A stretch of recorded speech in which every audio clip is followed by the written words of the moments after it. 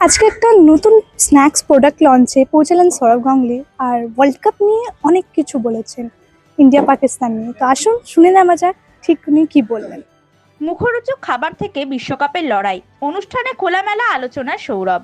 কলকাতার ঐতিহ্যবাহী এক হোটেলের একটি অনুষ্ঠানে অংশ নিয়ে একাধিক বিষয় নিয়ে মুখ খুললেন সৌরভ গঙ্গোপাধ্যায়। অনুষ্ঠানে ক্রিকেট নিয়েও খোলামেলাভাবে নিজের মত প্রকাশ করেন প্রাক্তন ভারত অধিনায়ক।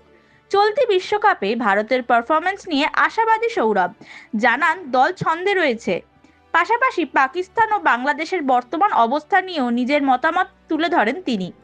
অনুষ্ঠানের শেষ পর্বে মিডিয়ার মুখোমুখি হয়ে সৌরভ চলতি বিশ্বকাপে ভারতের পারফরমেন্স থেকে প্রিয় খেলোয়াড় সব বিষয়ে মন্তব্য রাখেন। गवर्नमेंट लेवल पे क्या बात होती रहती है, किस लिए होती रहती है, बट खेल रहा है ये अच्छा है। स्पोर्ट अलग है, स्पोर्ट और पॉलिटिक्स अलग है और अच्छा मैच होगा। और इंडिया पाकिस्तान हमेशा एक अच्छी मैच हुई है।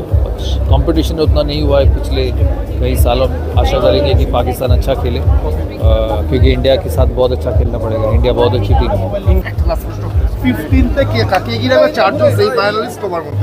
इंडिया অনেক এগিয়ে। চারজন সেমিফাইনালিস্ট বলতে পারবো না pin point, but India, Australia, south Africa, between England and New Zealand one. গল্প, আড্ডা ও সৌরভের উপস্থিতি সব মিলিয়ে বেশ জমজমাট ছিল আজকের এই অনুষ্ঠান। ভিডিও জার্নালিস্ট রিশতার সাথে আস্থা, হিন্দুস্তান নিউজ পয়েন্ট।